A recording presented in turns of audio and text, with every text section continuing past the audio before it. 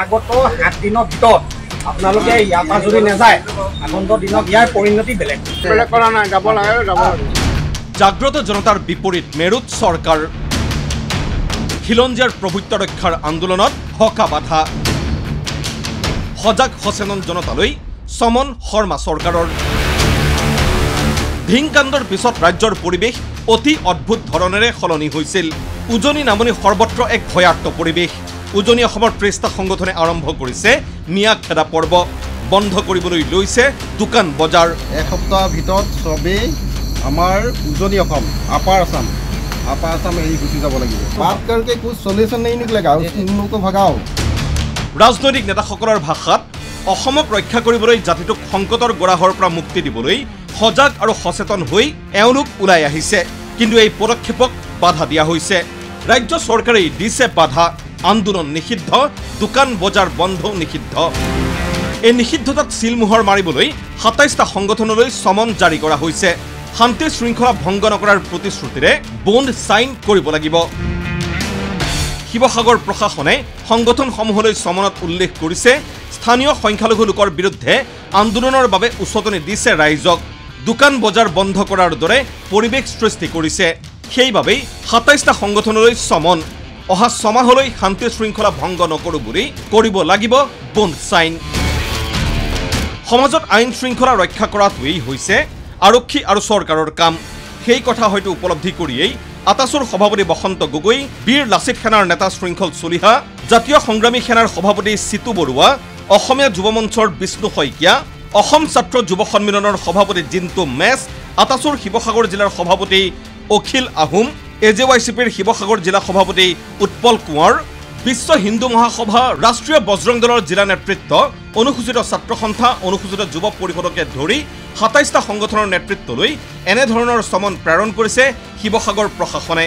আগ্ৰাসনৰ বিৰুদ্ধে সজাগ আৰু সচেতন হোৱা জনতাৰ কণ্ঠৰুদ্ধ কৰিবলৈ চৰকাৰ প্ৰশাসনে লোৱা পদক্ষেপৰ পিছতেই আটাছু আৰু লাচিত সেনাৰ স্পষ্ট কথা খিলঞ্জীয়াৰ অস্তিত্ব ৰক্ষাৰ সংগ্ৰাম কৰিছো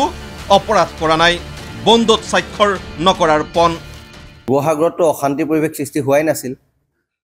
উজনি অসমত লয় নৰ্ডাৰ পৰিৱেশ ক'ত সৃষ্টি হৈছিল মানুহে আন্দোলন কৰিছে গণতান্ত্ৰিক প্ৰক্ৰিয়াৰে আৰু গণতান্ত্ৰিক প্ৰক্ৰিয়াৰে নিজৰ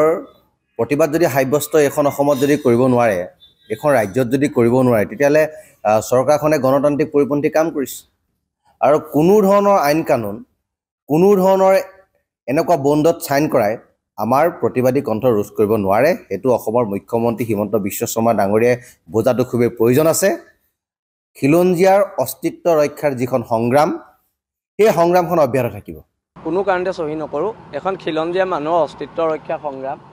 এখন খিলঞ্জীয়া মানুহৰ আধিপত্যবাদ ৰক্ষাৰ সংগ্ৰাম আৰু এখন সংগ্ৰাম চলি যাব আমি চৰকাৰৰ লগত এনেকুৱা এখন পত্ৰ পাম বুলি আশা ৰাখিছো য'ত খিলঞ্জীয়া মানুহৰ ভূমিৰ অধিকাৰৰ কথা থাকে য'ত আমাৰ ৰাজনৈতিক আৰু সম্পদৰ অধিকাৰৰ কথা থাকে হেনেকুৱা এখন চুক্তি পত্ৰত সহি মাৰি আমি বেছি ভাল পাম আৰু অনাগত দিনত যি ঘটনাক সাম্প্ৰদায়িক ৰূপ দিবলৈ বিচৰা হৈছে এই ঘটনাক যি সাম্প্ৰদায়িক ৰূপ দিব বিচৰা হৈছে এটো দিবল দিয়া নহব উজনি অসমত যেতিয়ালৈকে আমিবোৰ আছো তেতিয়ালৈকে ইয়াত কোনো আমছু কোনো বজৰং দল তেওঁলোকে ইয়াত আহি পেলাই হিন্দু মুছলমানৰ কাজিয়া লগাব নোৱাৰে উজনি অসমৰ খিলঞ্জীয়া আধিপত্যবাদ প্ৰতিষ্ঠাৰ কথা আমি কৈছো আৰু এই আধিপত্যবাদ প্ৰতিষ্ঠা কৰা হ'ব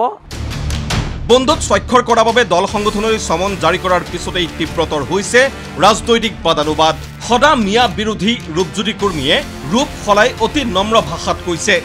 আইন হাতত তুলি ল'ব নালাগে কোনেও একেই সুৰ মন্ত্ৰী ৰঞ্জিত দাসৰো কোনো হাতত আইন তুলি ল'ব নালাগে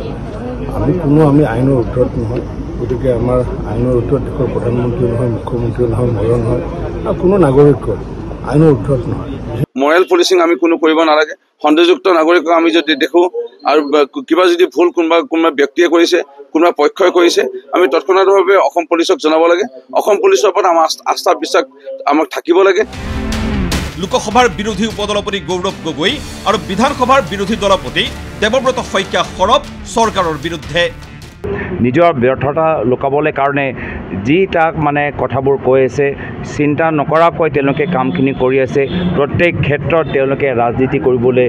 বিচাৰিছে উজনি হওক নামনি হওক গুৱাহাটীৰ যেতিয়া বানপানী হ'ল তাতো তেওঁলোকৰ ব্যৰ্থতা লুকাবলৈ কাৰণে ৰাজনীতি কৰিলে যোৰহাটৰ ভিতৰত JB কলেজত যেতিয়া পানী সোমাইছিল তেতিয়া তেওঁলোকে নিমাত আছিলে ডিব্ৰুগড় যেতিয়া পানী সোমাইছিল তেতিয়া তেওঁলোকে নিমাত আছে 15 আগষ্টত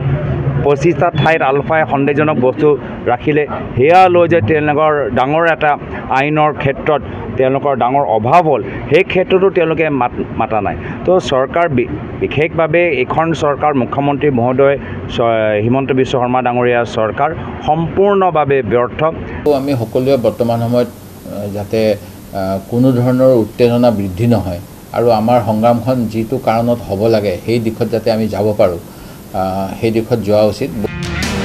বিশেষ মানুহৰ পৰা সমাজত শান্তি ভংগ কৰাৰ আশংকা থাকে তেনে লোকলৈ এনে জাননী প্ৰেৰণ কৰাৰ ক্ষমতা আইনে দিছে প্ৰশাসনক সেই অনুসৰি এই কাম কৰিছে তেওঁলোকে সেইবাবেই সমাজৰ বৰমূৰীয়াসকলে ভূতৰ ধান্দাত থকা ৰাজনৈতিক নেতাৰ চলাহী আৰু আৱেগিক কথাত উটি ভাঙি যাব নালাগে গৰেই বিপদ এতিয়া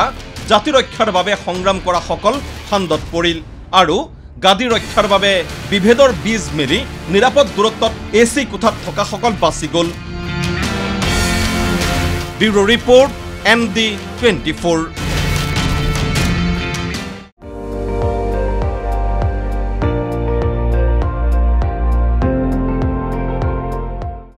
আপুনি চাই আছে ND24